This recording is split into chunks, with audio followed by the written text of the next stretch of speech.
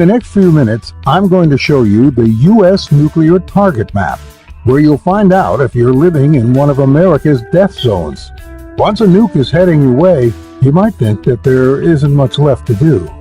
But you would be wrong, because I'll show you America's natural nuclear bunkers that are also EMP-proof. When the sirens start wailing, all you need to do is pick the closest one to your home where you can take cover before it hits. Sometimes, shelter is so close, but you have no clue about it. You could be sitting right on top of it this very second. That's the case in Detroit, where just 1,200 feet below the city, there's a salt mine outfitted with everything you need, and that could easily shelter the entire population of the city. Other cities like Houston and Cleveland are also situated over similar salt mines. In fact, every state has at least 5 natural nuclear bunkers, and I'm willing to bet at least one is within a life-saving distance from your house.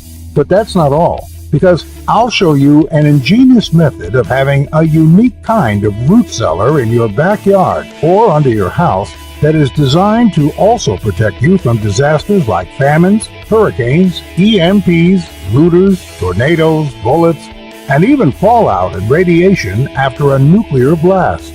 Most importantly, it will preserve your water and food reserves year-round, just like your grandparents' root cellars, but it's a lot easier to build. In fact, it's the coolest thing I've ever added to my small backyard. My name is Tom Griffith. I'm a retired 60-year-old nuclear safeguard inspector, and I'm by no means a doomsday prepper. I do prepare, but the old-fashioned way, just like our grandparents did when they put aside some food each year for winter or hard times. Many years ago, when my hands became progressively stiffer with arthritis, I knew that bugging out was no longer an option for me. Leave that to the young people who are still able to deal with the many hardships of living isolated in the woods. And even for the young, this should be a last resort. Bugging out to live off the land is a fairy tale for most. What are you going to do when 10,000 other folks bug out to your part of the woods? Bye-bye game animals, fish, or edible plants. Or if someone assumes they will bug out to the country, we of the country are not going to be that welcoming of intruders on our property. Bugging out and not belonging to that area could get you killed quicker than any of the other reasons. Now, you probably don't consider your small neighborhood or dead-end street a community, but let some disaster happen and you will see humans come together for safety and support, at least in the beginning. Listen. Even if you have only 2 weeks' worth of food and water at home, that is nothing to sneeze at. So my advice is to find a way to stay at home and bug in. Leave only if you really have to, and only after I've shown you where you can find the closest natural bunker to your home. Our grandparents had their root cellars, and not only did they have supplies for months there, but it was also a place to take shelter when a storm hit or in times of crisis. So I decided to find a simple way to have a root cellar where I can keep all my stockpiles and everything that I grow in my backyard without it spoiling, but also to serve as a shelter for me and my family.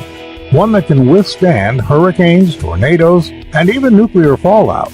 It also had to be hidden from looters after an EMP and supplies you with food and water in an economic crisis, safety during civil unrest, or anything else you can think of. I also wasn't planning on breaking my back building it either. My arthritis wouldn't agree. So I started looking for solutions. Now, some of the ideas I found were just crazy, but at least a few seemed doable and were cheap enough to give them a go. First, I tried a buried shipping container. Ever wonder what really happens when you bury a shipping container?